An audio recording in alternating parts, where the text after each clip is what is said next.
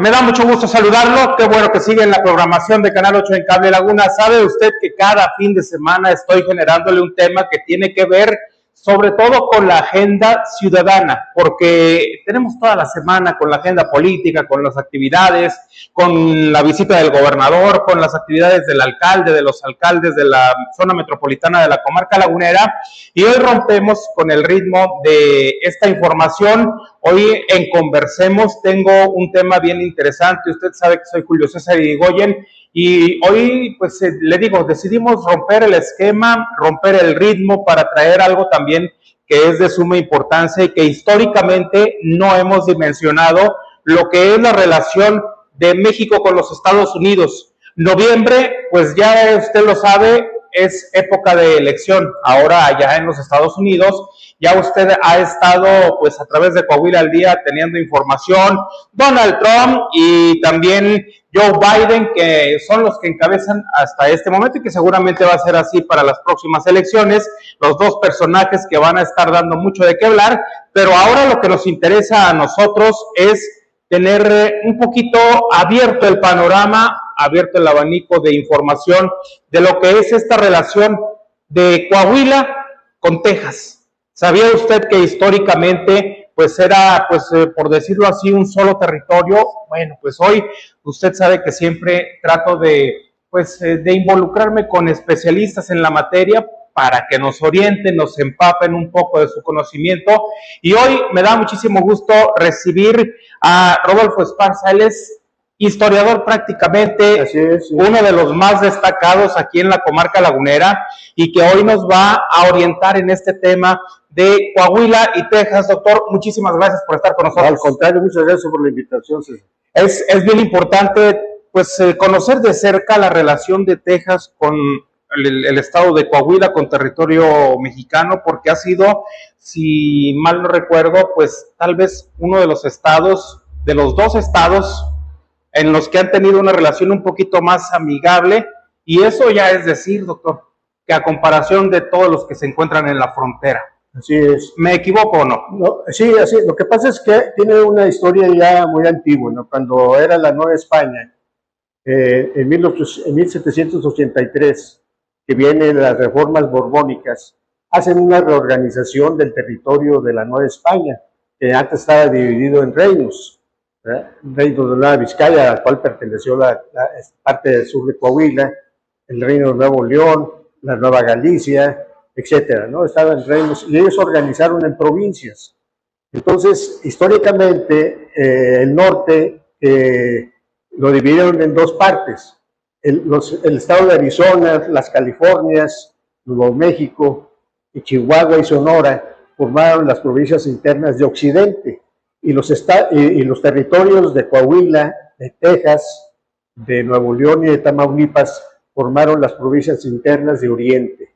Entonces ya tiene un antecedente de estos territorios, están juntos.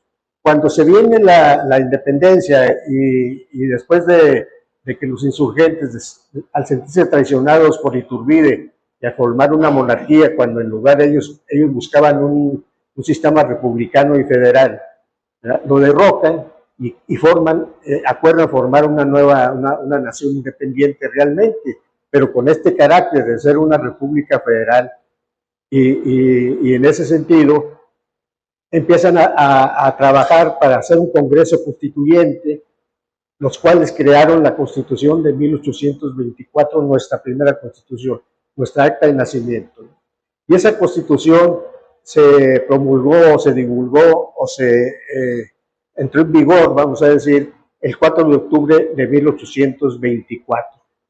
Y allí en esa Constitución, en el artículo 5, aparecen quienes conformaban la República Mexicana en ese momento, los Estados Unidos mexicanos. Y aparece en tercer lugar el estado de Coahuila y Texas. Era uno solo. Era uno solo.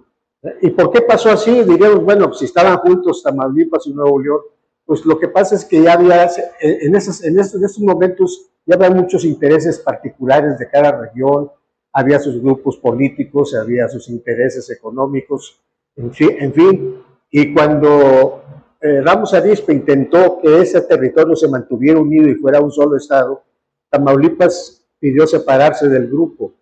¿Por qué? Pues por los intereses propios, es decir, que cada región tiene sus líderes, ¿no?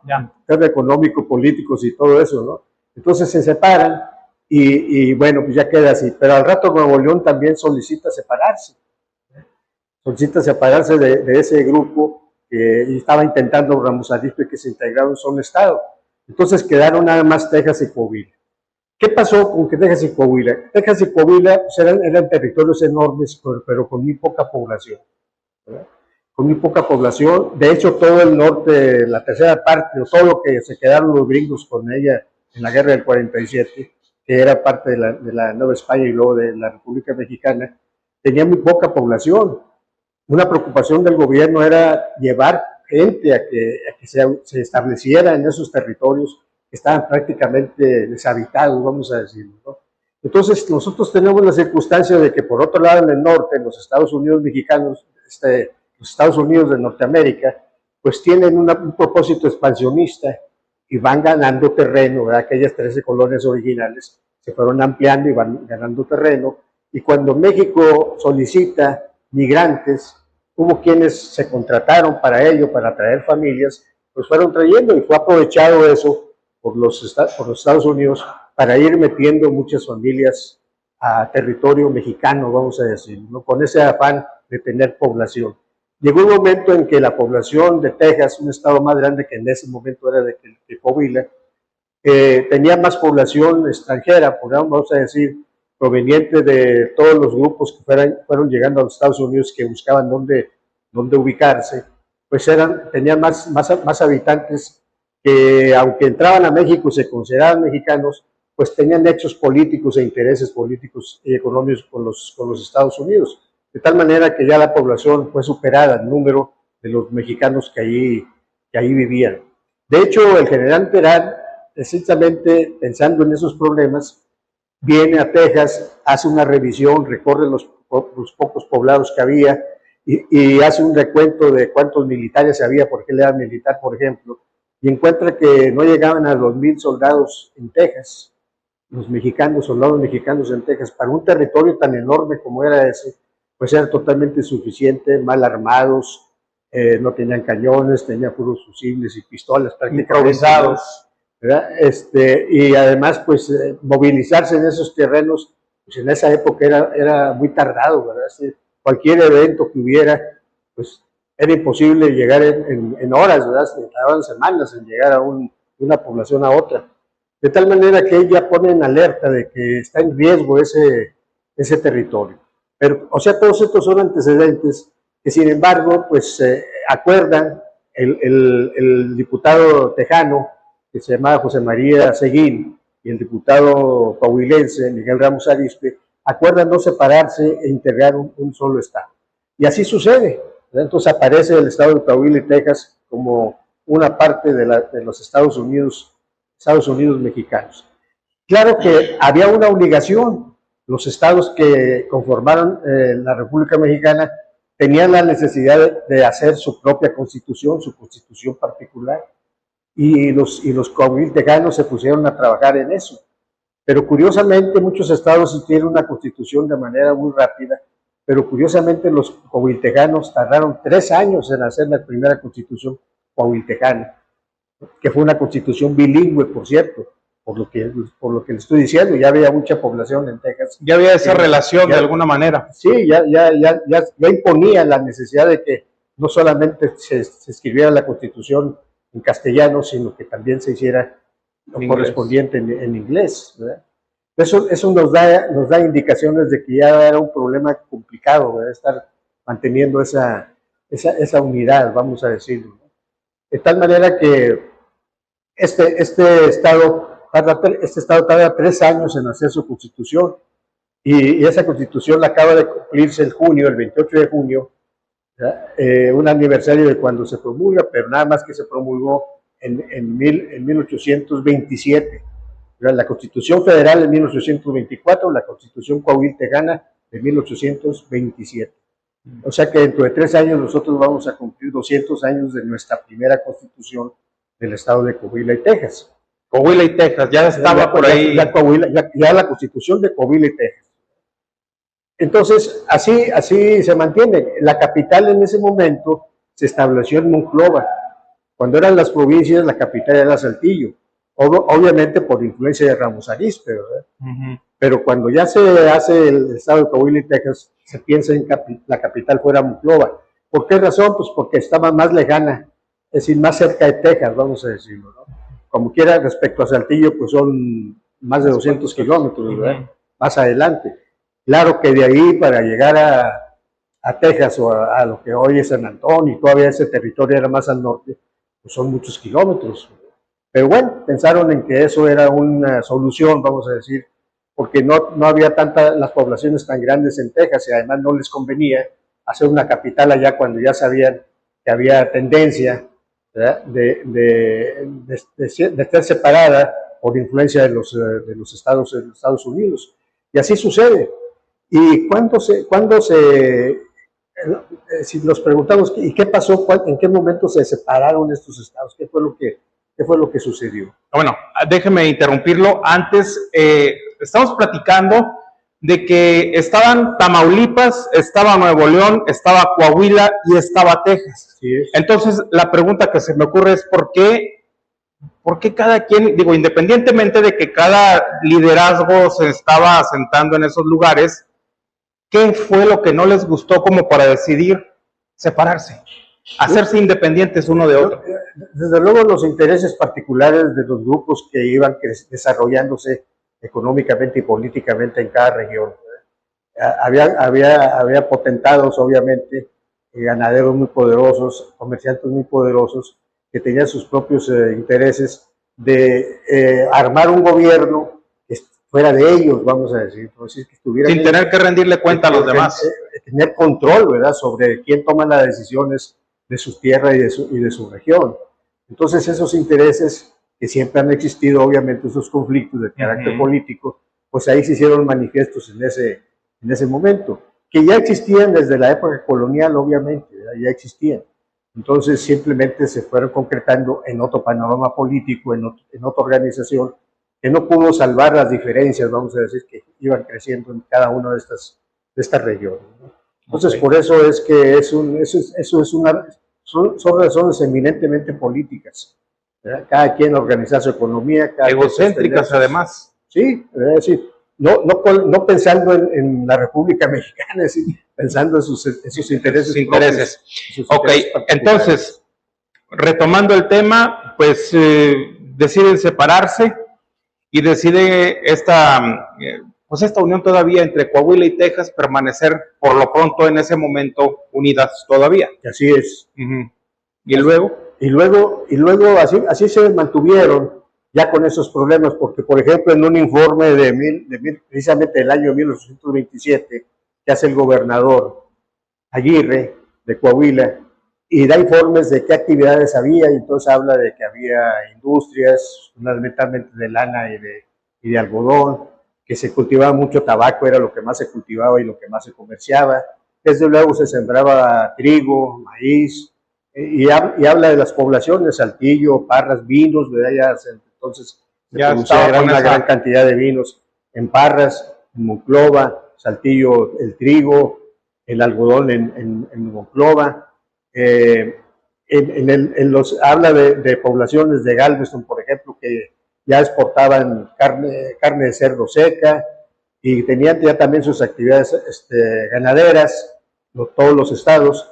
Por cierto, dice que costaba mucho trabajo mantenerlas porque eran muy asediados por los Pieles Rojas, que pasaban de aquellas tierras del norte, ¿no?, que ya estaban habitando en el norte del Río Bravo, vamos a decirlo, y pasaban a robar ganado y a robar las poblaciones que había, y entonces, de hecho, cada pueblo tenía armada un grupo para combatirlos o defenderse cuando empezaban a merodear por ahí, por sus territorios, pues luego agarraban sus fusiles y a perseguir. Ya desde entonces se veía eso, doctor. Sí, y el gobernador ahí lo señala muy, muy bien. Y curiosamente dice que ya había los primeros brotes de grupos que querían separarse, ¿sí? Y hubo acciones militares de aquellos soldados que estaban ahí en la frontera, y un general que controlaba las 4 fronteras, se quedó todavía con cierta influencia, pues organizó milicias para tratar de hacer eso, evitar esos movimientos. Pero ya en 1827 ya él reporta que había habido algunos conatos de insurrección en el territorio tejano, ¿no? Pero no estamos hablando de movimientos políticos. O sea, estamos hablando de etnias que venían las pieles rojas. Ah, no, sí, esto sí. No, pero ya los grupos que se fueron estableciendo, estos grupos que fueron entrando, ya había intereses, porque, les repito, realmente ellos eran emisarios, vamos a decir, de una política de los Estados Unidos de expansión, ¿verdad? Que con México se concretó en el 47, ¿verdad? Pues quitaron la mitad del territorio mexicano, ¿no?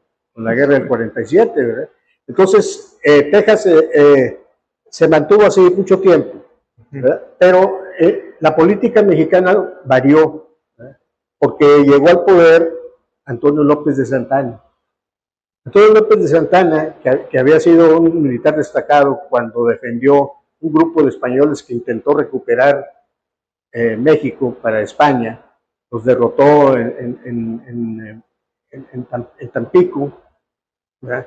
Y se vuelve muy importante porque también participó para defender a Vicente Guerrero cuando Bustamante lo traiciona y se destaca. Llega a ser presidente de la República.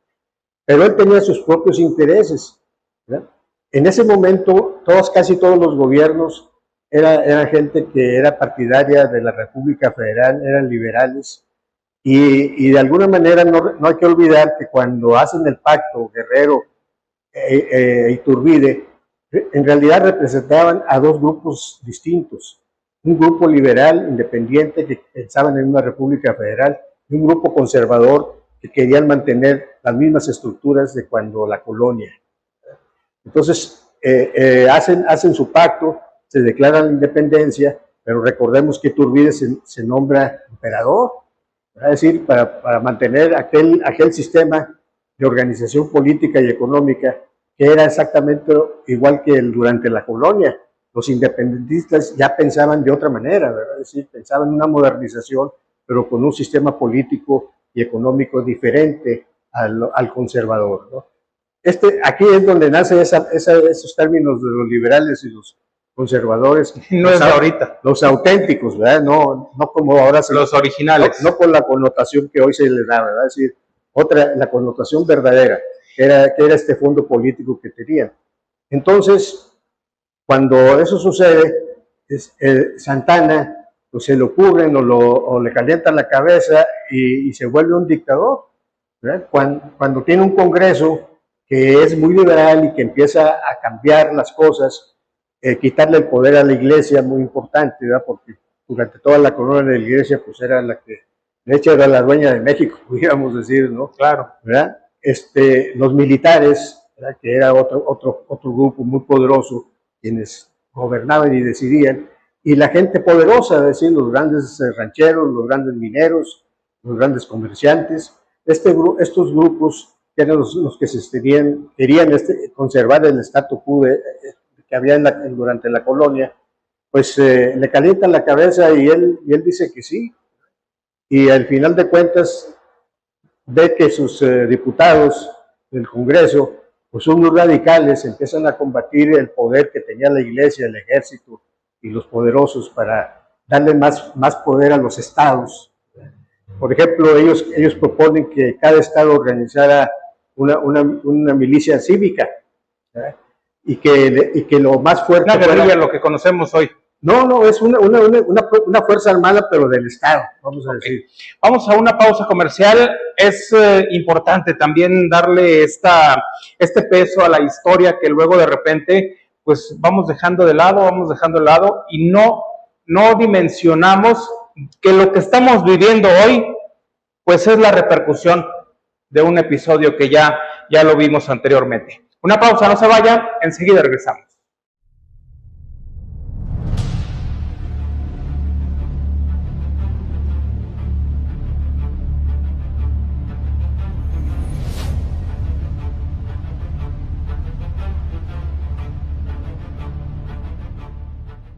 Gracias por continuar con nosotros. ¿Usted está de regreso o se acaba de incorporar a la emisión de Conversemos de este sábado, el primer sábado de julio, en el que seguramente usted ya se encuentra de vacaciones, ya fue a la graduación de su hijo, de su hija, ya fue padrino? Pues bueno, felicidades, porque eso también es un logro. Estoy con el doctor Esparza, Rodolfo Esparza. Estamos platicando acerca de la relación de Coahuila con Texas. Y fíjese cómo son las cosas, doctor. Teníamos una grande extensión territorial, llega un emperador, se apodera. Obviamente me imagino que ha de haber tenido por ahí, pues, toda esta manipulación que luego hacen para poder cumplir con el objetivo, ir compenetrándose, ir avanzando en estrategias de todo tipo. Y hoy, pues, nos quitaron la mitad del territorio. Sí, estamos platicando sobre eso. Estamos en ese momento en que Santana llega al poder, ¿verdad? Choca con su Congreso, que son muy liberales y que desean que los estados... Es que una república federal, pues es eso, es decir, es una reunión de estados donde cada estado es poderoso. Hoy el sistema está al revés, ¿verdad? Un sistema federal decía que primero sus finanzas y luego operaban para la federación. Ahora está al revés, ¿verdad? Sí, se llevan todo y le reparten al Estado lo que quieren. ¿Cómo se puede revertir eso? Pues fortalecerlo otra vez los estados, es trabajar todo lo que tenga que ver con las leyes del presupuesto y todo lo demás, ¿no? Sí. No, pues ya me dijo que ya no se puede, hombre. Bueno, entonces esa idea es lo que tenía. Y Santana con una idea centralista, ¿verdad? Porque realmente, pues, a pesar de que, bueno, pues él sirvió muchos años no al ejército porque no había, pero digamos al poder colonial, vamos a decirlo. De tal manera que cuando eso sucede, pues va y trata de negociar con los diputados, pero no los convence, y los diputados se sintieron amenazados porque empezó a criticarles sus proyectos liberales y de fortalecer los estados en lo particular, debilitar a la iglesia, debilitar al ejército, abrir la educación para todos, quitarle la fuerza a la universidad, que era la única que podía dar títulos, y crear muchos institutos que pudieran dar títulos profesionales, pero con un sentido liberal, es decir, que no estuviera sujeto a las cuestiones religiosas, ¿no? Entonces todo eso no le gustó a Santana y termina dando un golpe de Estado. Cancela la Constitución de 1824 y crea una que se llama las 7 leyes, ¿no? Que es un sistema centralista, donde los estados dejan de ser estados y se vuelven departamentos, todos mandados por una sola cabeza, ¿verdad? Entonces eso sucede, pero claro que hay resistencia, los estados se resisten a que eso suceda, a reconocer este asunto.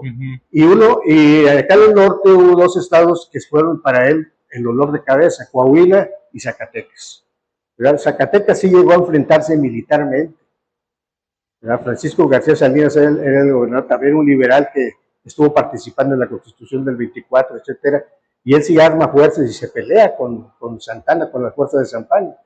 Lo derrotan, obviamente, ¿verdad? Y a Zacatecas ese levantamiento de armas contra Santana, pues nada más le va a costar que le quiten el territorio que les daba la ganadería y las semillas y la comida, porque era poderoso en minas y demás, ¿verdad? Pero ¿de dónde salía lo que había que alimentarse? Pues salía de una región que ahora es el estado de Aguascalientes. Como castigo a esa rebelión, les quita ese territorio Santana y forma el estado de Aguascalientes, ¿verdad? Y en el caso de Coahuila, pues los diputados que trabajaban en Monclova se resisten a reconocer a Santana, ¿verdad? Y esto aprovechan los saltillenses, que estaban resentidos porque le habían quitado la capital, y un grupo se organiza y sí reconoce a Santana y critican a los diputados de Monclova, ¿verdad? Porque estaban en contra de Santana. Entonces, estas dos facciones, Saltillo y Monclova, a los cuales cooperaron mucho los de Parras, porque ese congreso de Monclova estuvo muy dominado por los Viesca, ¿verdad? Los Viesca eran hermanos que ellos participaron en la Constitución del 24, liberales, fueron gobernadores del Estado, fueron diputados varias veces en el Congreso local, en el Congreso federal, eran liberales de hueso colorado, ¿no? Entonces ellos no aceptaban a Santana ni ese sistema, ¿verdad? Y ellos son los Sánchez Montes, era el apellido, era José María, Agustín y otro que no me acuerdo, creo que José se llama. El último importante de esa familia pues fue Viesca, por el cual que fundó el Ateneo Fuente y todo eso, pero eso ya es el que gana ahí en pelea en Parras contra los franceses, etcétera, etcétera, Saturnino, Viesca, pero ese ya es un descendiente de ellos. Pero este grupo poderoso se enfrentan y empiezan a los de Saltillo a desconocerlos, y se hace un pleito entre los de Saltillo y los de Monclova, junto con los de Parras, ¿verdad? Porque ellos eran de Parras. Entonces hay conflicto armado, ¿verdad? Se pierden ahí las cosas, empiezan a torpecerse las situaciones. Los de Saltillo dice, pues que Santana nos diga quién es el que gana, ¿verdad? En ese asunto. Obviamente que él nombró a sus gentes, no movió sus cosas para que se volviera una gente acorde a sus intereses, sí, sí, sí. Independientemente, y eso pasó, ¿verdad? Entonces hubo luchas entre los de Saltillo, los de Monclova y Parras, ¿verdad? En 2 ocasiones. Al final pues se pusieron más o menos de acuerdo, porque eso es lo que sucede cuando se llega a imponer el ley, el poder de Santana. Y de esta manera entonces se separa Coahuila de Texas. Sí, no, o sea, Coahuila de Texas cuando se separa, precisamente cuando Santana impone la dictadura y deshace la República Federal, los tejanos dijeron, pues nosotros éramos parte de la República Mexicana. Como ya no existe la República Mexicana, pues nosotros nos separamos de la República Mexicana. Son 1827. No, eso sucede en 1836. 36. Sí. A partir del 36 se separan estos dos estados. En el 34 es cuando entra Santana. Okay. ¿Verdad? Entonces hay una separación se declaran independientes, no son todavía pertenecientes a los Estados Unidos y a México, entonces se declaran independientes. Hacen un trámite allá, de principio no los aceptan, o sea, fue una jugada. Al rato, pero ya eran independientes. Al rato ya eran independientes, y cuando ya viene precisamente Santana desde allá a combatirlos, a tratar militarmente de someterlos, y es cuando sucede la famosa batalla del Álamo, ¿verdad? Que los tejanos tienen un lema, Remember the Álamo, dicen. ¿Por qué? Porque es una sentencia que no habla de buenos modales ni de amistad, al contrario, de resentimiento. ¿Por qué? Pues porque ellos juzgan que fueron masacrados los que estaban defendiendo el Álamo, que era una vieja misión, ¿verdad? Y ahora es un museo, y todos los que conocen San Antonio pues ven que es un museo y todo eso, ¿verdad? Que conmemora esa matanza para ellos, ¿no? En realidad, eso sucedió, obviamente, ¿verdad? Porque pues sí, México estaba tratando de recuperar su territorio de un grupo que se estaba creando independiente, ¿verdad? Es decir, digamos que tenía razón, vamos a decir, ¿por qué? Pues es nuestro territorio y vengo a defender.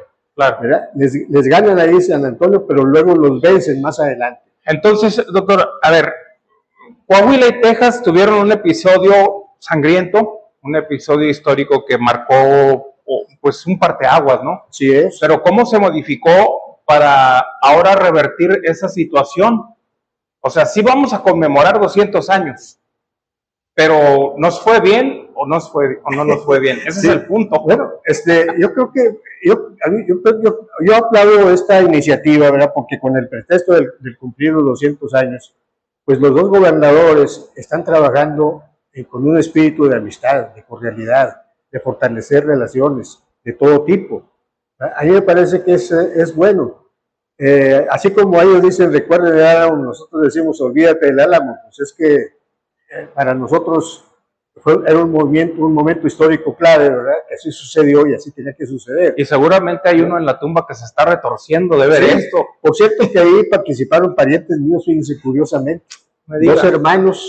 Dos hermanos, de apellido Esparza, pero uno con un grupo y otro con otro. ¿No? Uno con las fuerzas tejanas y otro con la... Y ahí está escrito el nombre de él, ¿verdad? Gregorio Esparza está escrito ahí así se llamaba mi abuelo, por cierto, ahí en los héroes tejanos, ¿no? Y el otro hermano que iba con las fuerzas mexicanas, cuando toman el Álamo, curiosamente lo ve herido, solicita rescatarlo y curarlo, pero se muere finalmente, ¿no? Pero ese es un episodio que yo tengo registrado de esos dos hermanos que ya está plasmado en los libros de historia. Que combatieron uno de cada lado, ¿no? Es decir, este ejemplo ahora pues está tratando de que eso se borre. Eso es un momento muy importante para Coahuila tener este tipo de relaciones. ¿Por qué? Porque, por ejemplo, hoy con el New Shoring, ¿verdad? Que necesitamos que vengan empresas aquí, que vengan capitales aquí, pues tenemos que fortalecer todo eso. Y por eso los convenios que firmaron Greg Abbott y Jiménez, Manolo Jiménez, pues tienen que ver con eso, ¿verdad? A fundar industrias, a formar comercio, a cultivarnos, a compartir, pues muchas de las tradiciones que son muy mexicanas, ¿verdad? Obviamente, ¿no? ¿Cómo se va a conmemorar estos 200 años, doctor? ¿Qué es lo que va a organizar el gobierno del Estado? Desde luego, aparte de todos estos eventos, conferencias y todo eso que va a suceder, ya se está publicando en el periódico, en todos los periódicos de Coahuila, artículos de carácter histórico que van recuperando todo este proceso, ¿ya? Pero aparte, pues va a haber estos encuentros de historia. En Saltillo, el 17, 18, 19, hay un encuentro de historiadores del colegio. ¿De julio? ¿O de julio, sí. El próximo miércoles, jueves y viernes, donde se van a trabajar también estos temas de carácter histórico. Y se va a ir anunciando todos estos eventos de todos los que quieran participar. Cada municipio va a organizar algún evento, ¿verdad? Y para Coahuila es muy importante porque hay un tema muy conflictivo, todos sabemos, que es la cuestión de los migrantes, ¿verdad? El movimiento migratorio. Es un tema muy, muy complicado porque tenemos dos ciudades a donde van los migrantes que vienen de Centroamérica, de Sudamérica y de otros países del mundo, ¿no? Y se instalan en Acuña y en Piedras Negras esperando pasar a los Estados Unidos. Y eso mete en un conflicto muy fuerte a esos municipios, porque pues, ¿qué hacen con toda esa gente? Que no son poquitos, ¿verdad? Estamos hablando de miles de gentes que están ahí estacionados sin poder trabajar, que tienes que atenderlos, que tienes que darles alimentos, ni modo de dejarlos ahí que se mueran de hambre, ¿no? Es muy complicado. Con un gobernador tejano, ¿verdad?, que es enemigo de que entren los migrantes, ¿verdad? Igual defendiendo su tierra. Sí, defendiendo su tierra, ¿verdad? Es decir, no es muy partidario, vamos a decir, de crear condiciones para que entren. Al contrario, ¿verdad? Es uno de los que más se opone, pues, a ese tipo de trabajo. Entonces, eso pues resulta para Coahuila y tengas un tema muy fino que tiene que trabajarse con mucho cuidado, porque vuelvo a insistir, el afán es crear buenas condiciones en las relaciones, no que volvamos a pelear por algo motivo, que no. ¿Verdad? Y entonces, bueno, ya la próxima semana iniciamos, la fecha del cumpleaños, por decirlo así, es el 20 de octubre. El 4 de octubre de la Constitución General, sí. Entonces, hay dos eventos muy importantes. Uno de ellos es que se hizo una cápsula del tiempo, donde se metió ahí todos los acontecimientos y demás, y se va a vivir dentro de 30 o 40 años, ¿no? Y ver qué pasó con este... ¿Dónde se puso? Están allá en el Saltillo. Y hay otro momento que yo creo que es el que va a celebrarse el 4 de octubre, es el escribir en el muro de honor del Congreso del Estado, con letras de oro, el Estado de Coahuila y Texas, 1824. Y con eso se va a cerrar las conmemoraciones. Los eventos creo que están programados para terminarse como el 16 de septiembre, quizás vaya a haber algún evento ahí, aprovechando la fecha también del 16 de evento, pero yo pienso que el momento culminante va a ser la inscripción en el muro de honor del Congreso del Estado, este hecho, ¿verdad?, para que quede asentado ahí en la memoria de todos los coahuilenses. Pues ya nos vamos, doctor. Me da muchísimo gusto saludarlo. Es siempre bien interesante platicar con, en este caso, historiadores, en este caso el doctor Esparza, que de alguna manera ha sido pues un referente en la comarca lagunera de todos los episodios históricos que pues fueron pasando a territorio nacional, en este caso trascendieron. Y bueno, pues algo que le quiere decir a la gente, dónde lo puede localizar para algunas actividades por ahí relacionadas con esto. Yo les recomiendo que estén al pendiente, entren a las páginas de la Secretaría de Cultura, del Estado de Coahuila, la Secretaría de Gobierno. Ahí se están incluyendo los acontecimientos que van llevándose a cabo y que se llevarán a cabo de aquí hasta el 16 de septiembre. Pero si hay alguna en lo particular que quieren saber, pues yo les puedo dar mi teléfono, que es el 871-1379-155, y con mucho gusto pues podemos trabajar en algún tema de esta naturaleza. Seguramente usted, que es maestro catedrático en temas de historia, pues tiene muchas herramientas a través del doctor Esparza para poder enriquecer. Lo que necesitamos ahora es volver a inculcarles a los alumnos los episodios históricos, la historia, que conozcan de cerca, porque luego pues andamos como, ay, no me vaya a tomar a mal, pero andamos como animalitos, doctor. No sabemos nada y luego pues andamos preguntándonos el porqué de las cosas. ¿Por qué está pasando esto? ¿Por qué los gobiernos son así? Ha faltado mucha difusión, desde luego, porque sí hay mucha gente que se sorprende saber que fuimos un solo estado, Coahuila y Texas, por ejemplo. Como por ejemplo. Gracias, doctor. Muchas gracias por estar con nosotros. Por la invitación. No es la primera vez, bueno, sí es la primera vez, no es la última vez que lo vamos a tener. Acercándose las fechas, platicamos de nuevo. Doctor, mucho gusto. Ya nos vamos, lo dejo con la programación de Canal 8 en Cable Laguna. Lo espero en Coahuila al día, en punto de las 8 de la noche, de lunes a viernes. El lunes tengo más información, o antes, si así la misma lo amerita. Muchas gracias, cuídese mucho y pórtese bien.